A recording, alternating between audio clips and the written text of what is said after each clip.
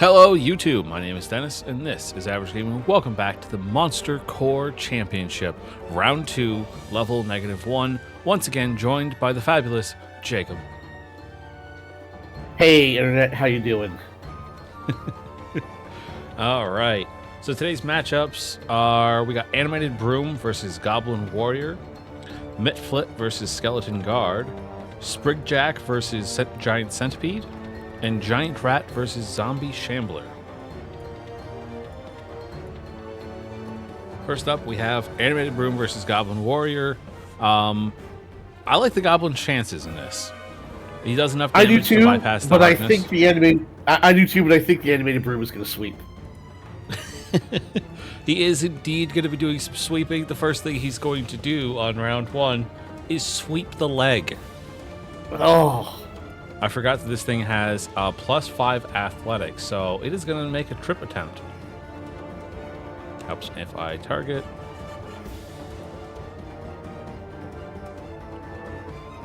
That's not going to work. Oh well. You'd think it'd be a good way to go, but goblins have a +7 to their reflex. Yeah, they do have a pretty insane reflex. Oh well, smack it. Aha! Alright, that is a very small amount of damage. Yep, but you get to make this fortitude save. Oh yeah! Dust!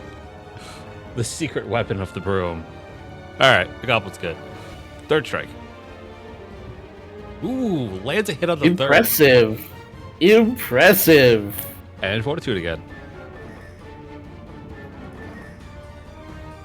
Where's that dust? There it is. Succeeds again. Alright. That's his turn. Alright, a nat 20 would settle things here. Settle things once and for all. But otherwise, this is probably going to be a rough fight. That 2 points of damage reduction can completely nullify the goblin's attacks. Yep. Alright, 4 points. Breaks the construct armor. Should not. No, right. 1 more point. One more. Wow. Alright, well, there it is. Did that just do it? Wow. Yeah. Yeah, it did. Even with the damage reduction, the goblin still took it down in 2 hits. Okay. Quick reset, and we'll be back for match number 2. Alright, back with match number 2.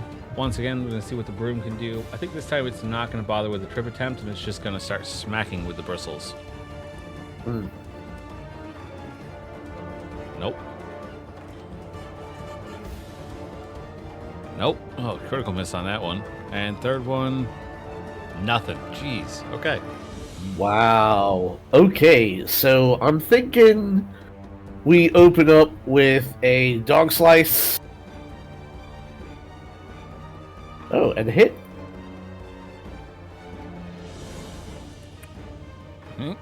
And second dog slice. It's looking pretty similar to the last one. It is. Very similar. Okay. Oh, bounces off. So I'm thinking the goblin should probably try to test the speed on this broom. Had he allies, the goblin's scuttle would come into play, but because, my back is to the end of the arena there, I have a lot of space to run, so let's see how fast this broom is. The answer to that question is not very fast. The broom has a speed of 15 feet, so it takes 2 actions to get to the goblin and then make a bristle strike. There we go. Alright. Need is for this goblin to fail the fortitude save and waste one of its actions. Sneezing, yeah, I know, right? Yeah. Oh, and there it is! Alright, that's the broom. Alright, so a good damage here could end the game. And that's not quite. Not quite. One left. What? But that does break the construct armor, which will automatically happen by the system. Yep. And as much as I would like to run away, swap weapons, and take shots from afar, this goblin is sneezing, and so will try to flail wildly and see if he can't land a hit, and he cannot. Oh no. Nope. All right, so the broom has one last chance to try and finish this. Let's see how he does. I mean, it hits, but 1 point's not enough. Oh, sorry, I forgot to run the dust. We'll deal with that afterwards. It only needs to apply once. It's true. Oh no, that's it. There it is. All right, that's 1-1 for these guys. So we're back in a sec with match number 3 and a re-rolled initiative. Back with match number 3. The broom still gets to go first, despite the hilariously bad rolls for both of these guys. So, just going to start off with some bristles. That dust is really its saving grace right now in this fight.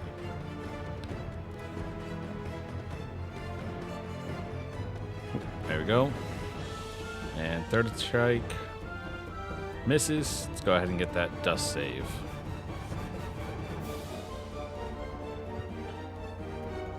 Oh. Alright. You know, I feel like the goblin is still better off making a single strike with his weapon at that high attack bonus for minimal damage and then running away. Yep. Yeah, it really does put a big problem for the broom. 2 actions to get to the goblin, and then 1 strike. Still with a decent +6 to hit, though.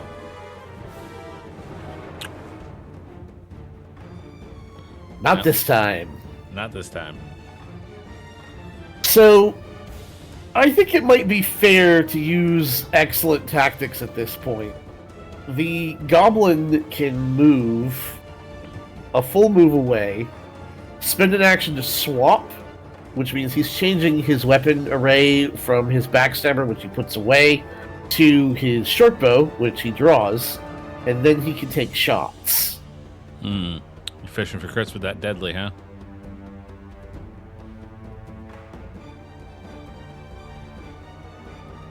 Ooh, 4 points. Don't even need to fish for crits anymore, that breaks his armor. Yep. Alright. Use once again 2 actions to get to the goblin and take a swing.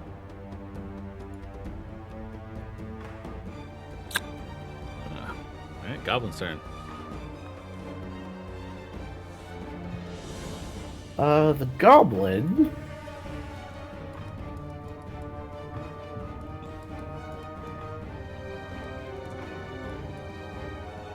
that was 35, 40, 45, 50? Ah. Alright, that does it. And that's it. Yep. Yeah. Just to see.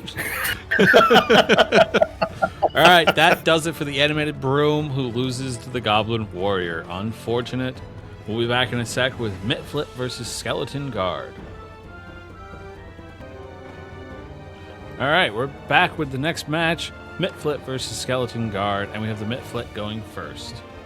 I don't like its chances.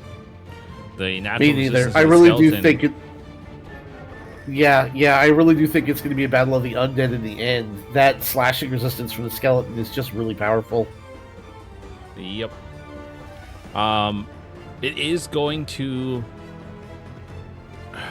I'm never quite sure how this spell works, but it has Bane. Alright. Populate spell. Yeah. Let's go ahead and we'll throw Bane down. 2 actions to cast Bane. So they make the save now and then are affected by the duration, or they make the save every turn? It would be a great thing for them to do, but skeletons are immune to mental effects and don't have to roll saves against Bane at all. Oh, yeah. Well, the Mitflit probably won't know that. It's got a -1 intelligence, so... Correct.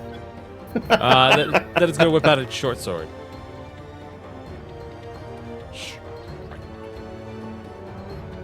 Miss. Lovely. This might be short. So I think we're just going to open with a flurry of blows here with a primary scimitar attack, a secondary scimitar attack damage, which is a hit,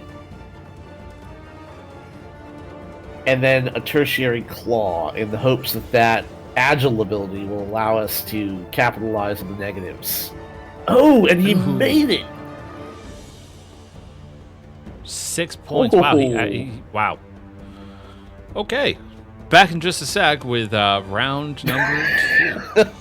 At match number 2, let's see if the Mitflit does better this time when it doesn't waste its first turn casting a useless spell.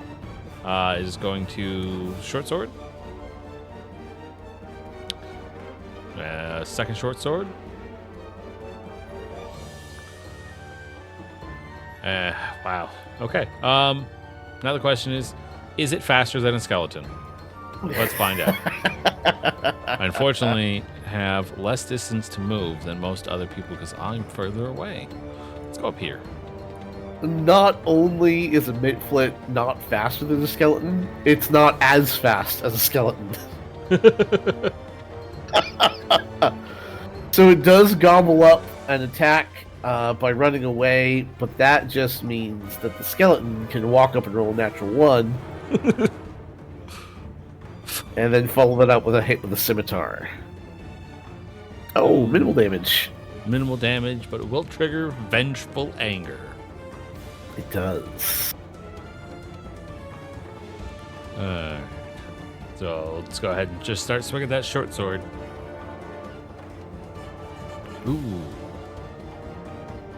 It does nothing. He's basically going to roll max damage to do anything.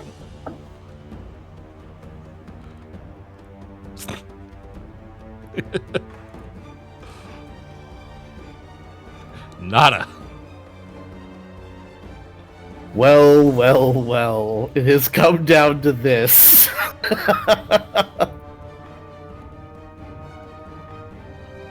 Oh, that did decide it was a 7.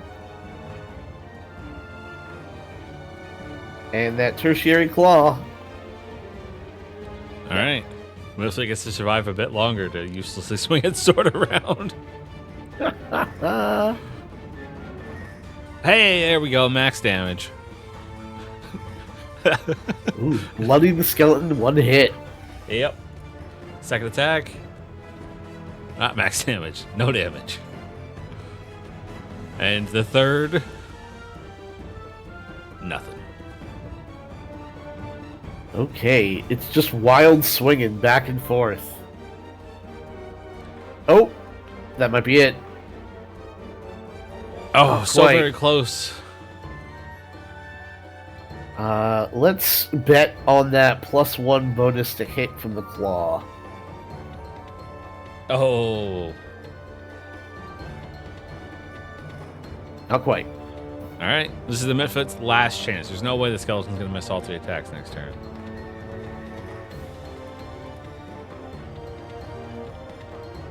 Nope. Just chipping his sword at this point. Oh, there it is. What a miss. It knocked the dice over. Yep. Alright, Hail Mary, third, final attack. Bupkis. Oh no.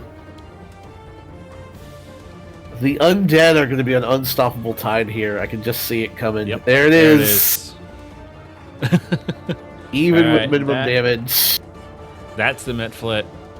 Unfortunate for him. The undead are really going to be difficult. I think we might have undead versus undead at the end. That's my bet. All right. Well, we'll be back in a sec with the next fight. Sprigjack versus Giant Centipede. All right. We're back with the third matchup. Sprigjack versus Giant Centipede. Sprigjack gets to go first. Unfortunately, I don't know how much it's going to do. It has to hope that these splinter attacks are enough. Yeah, it's basically all going to come down to the fort saves that happen. If that centipede lands a blow, that poison could end the fight in a single bite. Yep. Part of me thinks it might be worth double moving. Move, splinter, move. But I don't know. We'll see how his first attack goes. Could be worth it. Could be worth it. It's got a pretty good to hit. Unfortunately, it does a D4 of damage. Oh boy. Yeah, unfortunately, I don't know how much that's really going to help it either. And I just realized now this thing does not have a fly speed. For some reason, I thought it was a little sprite thingy. But no, it's a little twig person. Nope. It is an undergrowth creature. Yeah. Check out that cool teleport ability it doesn't get to use during this fight.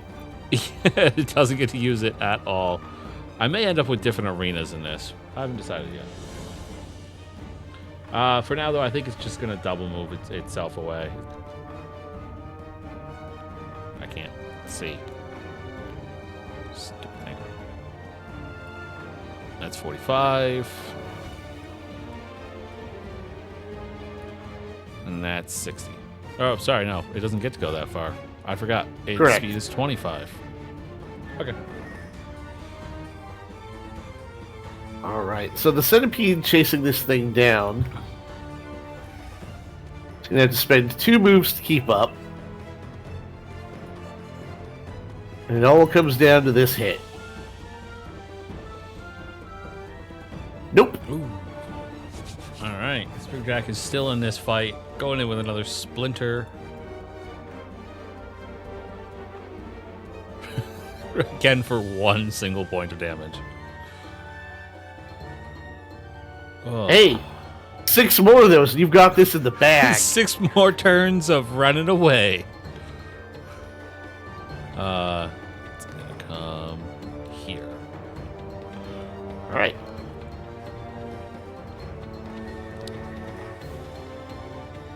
That is, in fact, 2 full moves to get adjacent to it. Yep.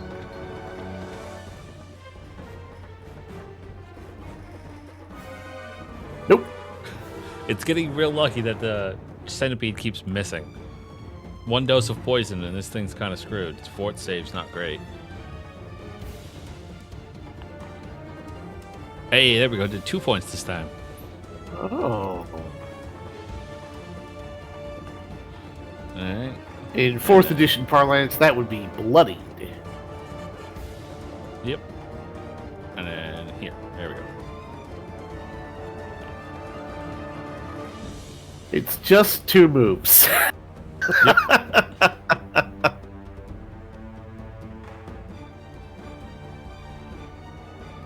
Oh, there it is. Alright. So minimal damage. Yep. And then fortitude save. Whoops. No. Success. Makes it. It does it +5. That's not bad. It's not. Not with a DC All right. 14. Splinter again. No. I think it's going to push its luck this round, considering how often the centipede has been missing. Good push. All right. Last chance. Nope. All right. Let's see if we can overwhelm this thing. It really needs to hit that first hit, or it's basically not going to hit. There it is. Max damage. And whoops, this fort save. Oh, and it fails. Almost a natural 1. D4 poison. All right, second attack. Nope. And the third attack is unlikely to hit. Not quite. Nope. All right. Let's see. Last chance for the Sprigjack. Splinter. Nope. Just gotta go for it. Nope. And nothing. I am shocked, which means you need to make your fort save at the end of your turn. Yep. Ooh. So that Yikes. bumped it straight to stage 3, right? So he takes 2d4, does. becomes off guard, clumsy, and frightened, Still- and fatigued. Still just one 1d4 damage. Oh, he does. I thought when you crit failed, you took the 2 stages. You don't do both. You just suffer the effects. Ah, okay. So stage 3 is still 1d4 poison damage. Yep. And he's also off guard. Off guard, clumsy, and fatigue. This thing's AC has been tanked. It's not good. Alright, can the centipede finish it off? Yep. Yes.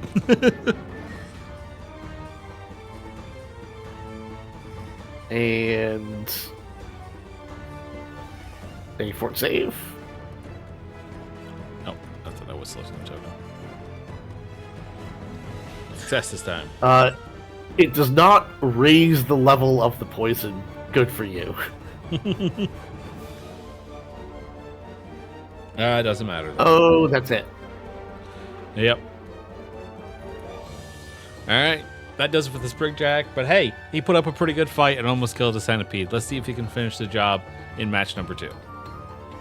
Match number 2, let's see if the Sprigjack can do it better this time. This time I think it's going to stop trying to run away and just go in Hail Mary. I think that's honestly its best chance to just kill the centipede as fast as possible. Miss. There we go. You know that 1 point damage bonus from closing into melee range might be worth it. It might. I think it's going to do that next round. I'm going to go for the Hail Mary attack this round. Oh! And it pays off. It's a good first round for the Sprigjack.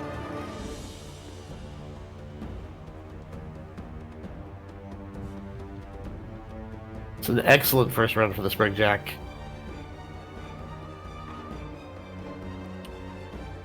Alright. Spends an action to get into the space and claw. And second strike. Hits. And crits, actually. Looks like That's the it. Sprigjack gets to see match number 3. Back in the set, guys, with the final match. Match number 3. Let's see if the Sprigjack can pull off the upset victory. This time it's going to extend its first action to move in and just go straight for those claws. Miss. Oh, wait. Nope, that's a hit. You're just not targeting. Yep. Ooh. Blooded Blooded off the first strike. Second strike. Miss. Well, let's see if I can roll above a 5. I can. Just not by much. And a net 1. Oh man, my dice are gonna kill a lot of these creatures. Alright, Sprigjack gonna go ahead and make its claw. Oh, I guess that doesn't roll the attack.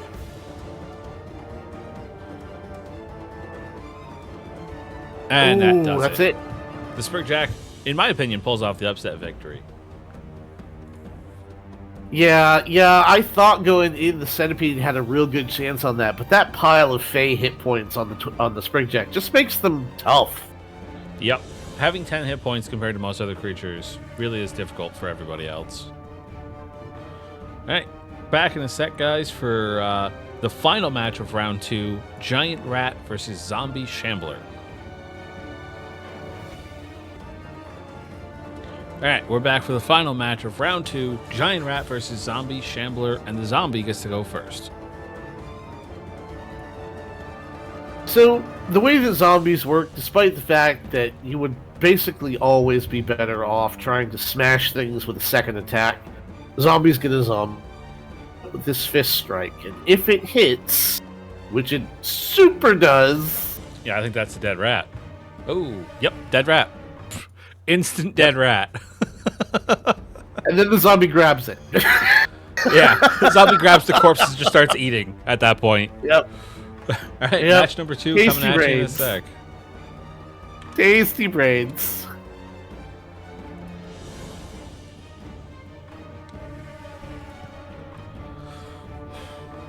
All right, let's see how this goes with the giant rat. Match number 2. Let's see if the zombie one-shots again.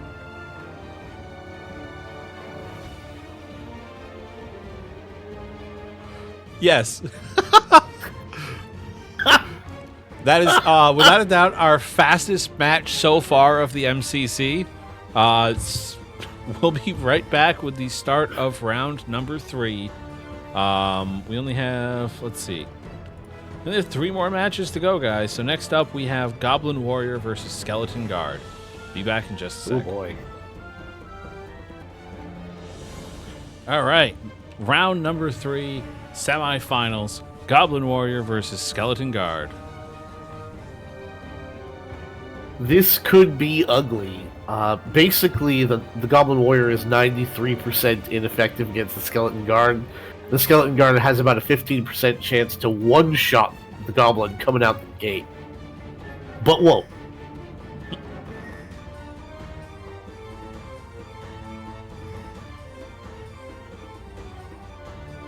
Miss. Yep.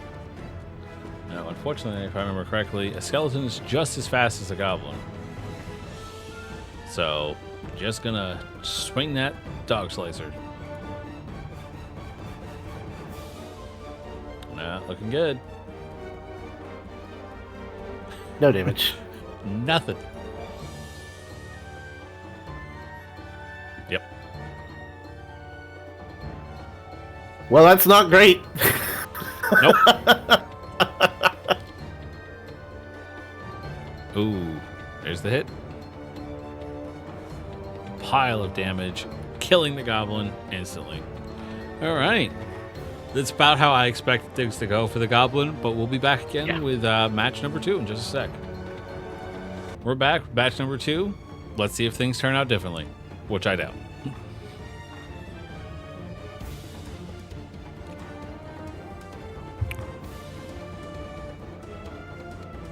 I was wrong. Things did turn out differently. The skeleton one-shot at this time on the first turn. All right, the Skeleton Guard moves on to the championship. We'll be back in just a sec for the next match. Sprigjack versus Zombie Shambler. All right, match number 2 of the semifinals. Sprigjack versus Zombie Shambler. And not good looking good for the Sprigjack. Now, Sprigjack mobility might actually make a difference here. With a ranged attack and the ability to move twice and still attack, you could endlessly kite the zombie. The zombie also has only about a 4% chance to one-shot the Sprigjack, unlike some of these earlier fights. Yep. Well, that goes down the tubes if he gets to grab him.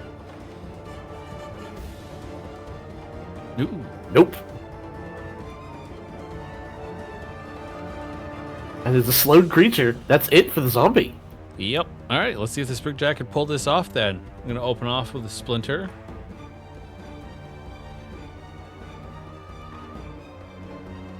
Ooh. And then can move 25 feet with one action. And it could do another Splinter or it could move again. I feel like it would actually be smarter if it moved again. It would be a situation where double move was only going to get him to the Sprigjack. Alright. So the problem here is that the zombie only has just so far it can move.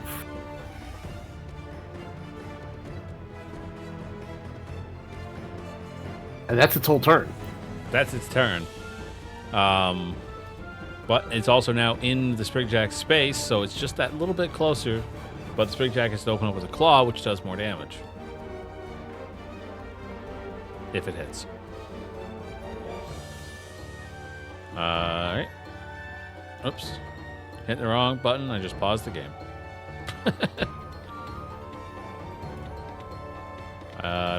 Nope. Right there. 50.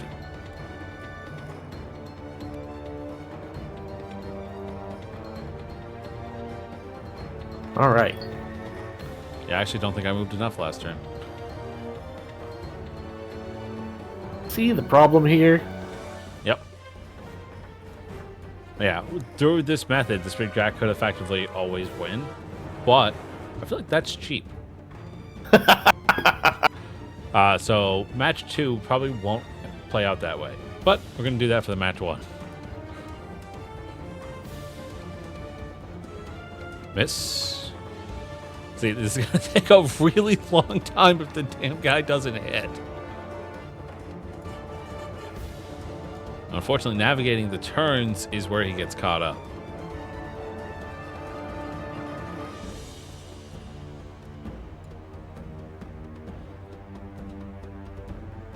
Ooh. And he gets grabbed. He went straight for the athletics, not even going for the attack. Gotcha. Smart play. All right, which means the Sprig Jack needs to make an escape attempt. Which we will do thanks to the basic action macros. Bam. Let's see, escape. And he fails. Second attempt. Also a failure, and instead of going for a third, he's going to go for a claw strike. Absolutely fair. He is in the hand of the creature. He should be able to reach him. Meanwhile, zombie gonna eat him. Oh, I forgot the zombie takes extra damage from slashing. He does. All I wanna do is eat your brains. Ooh. He had a chance there. He did. But I he think had a the pretty Twin good Jack chance. has got this. Yep. And with that, because he didn't maintain his grip, I get released, right? That is correct. Right. Although, I mean, it would be in your interest not to be released. Yeah, I mean, it does make more sense for it to just stay in the hand and just keep clawing. So it's just not going to struggle. It's going to go for that claw and it realizes how effective its claws are now. Oh, So close. Does he finish him off? Nope, not this one. Last one. That one. so assuming that you are dropped because you automatically escape.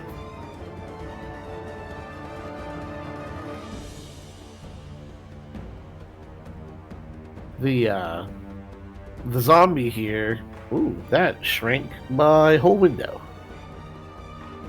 The zombie here will start off with a fist.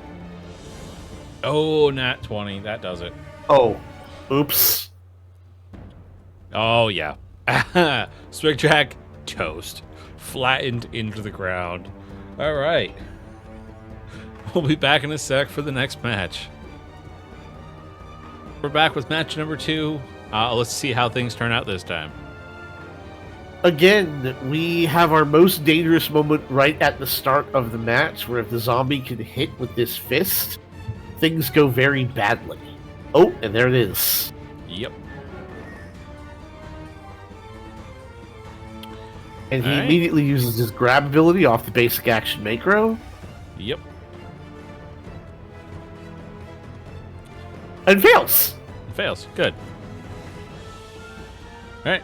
So the Sprig Jack is going to spend an action to step into the space and then start making claw attacks. It's his best Really? chance. Unless he does that. Mistakes were made. Mistakes were made, but just got to go with it. Nope. Sprig Jack got overconfident, thought its claws were enough.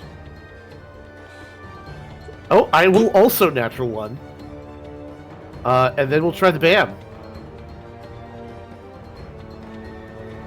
Nope. We will Alright. have a turn where we just flail uselessly at one another. Yeah. Sprig Jack's still got a chance. Let's see what its claw does. If it gets a hit, it might want to kite. Nope. Ah. There we go. Oh. Big old fat 4 points. Thankfully, it turns into a 9. Last one. What? Did I just double nat 20 that? You did! Oh my god. All right. That's a great turn. I am shocked. Shocked!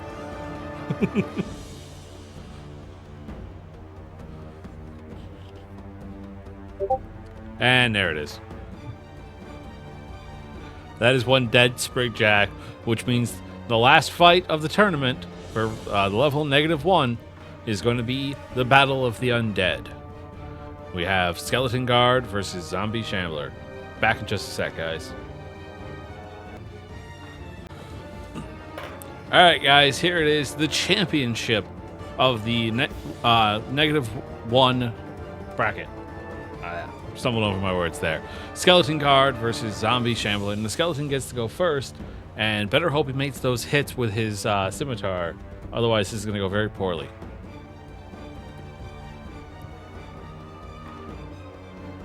Right off the bat, lands his first strike. And then goes for a claw.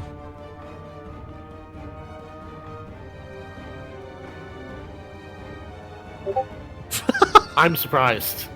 I am absolutely shocked that that went so well for the Skeleton. I really thought the Zombie was going to take that immediately. We'll be back for match number 2, and I think because it's the championship, we're going to reroll initiative on every single match.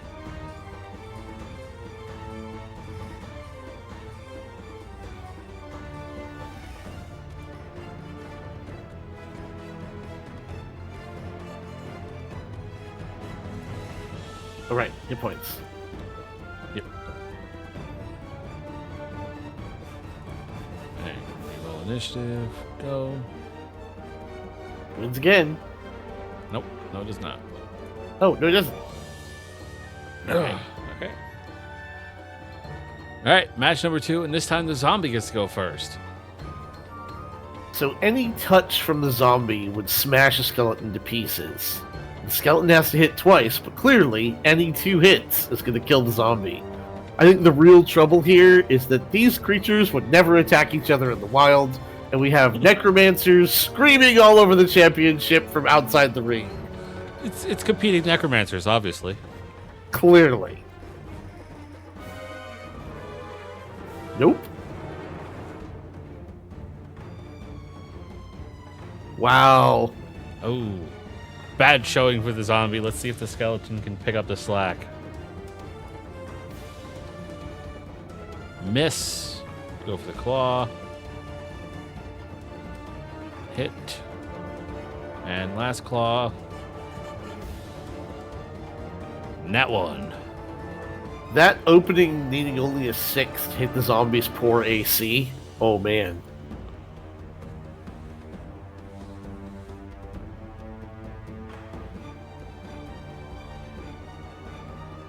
Oh. Missed by Missed one. by one! And I think that was the determining factor in this entire tournament right there. Let's see. Scimitar. And that's it. That's it. Your champion of the level -1 bracket, the Skeleton Guard. The Skeleton Guard will be taking place in the level 0 tournament, so make sure you stay tuned for that. And let's see how far the little skeleton can get. Thank you, Jacob, so I'm much surprised. for joining me for this. I'm really surprised, man. I really thought that zombie was going to sweep. I did too. One hit and he kills the skeleton. Oh, The dice were with you. Yep. Just goes to show you, in Pathfinder, Dungeons & Dragons, and any other TTRPG, the dice make up the rules. That was a cheesy line, and I don't care. Thank you guys so much for watching, and as always, game on. Game on.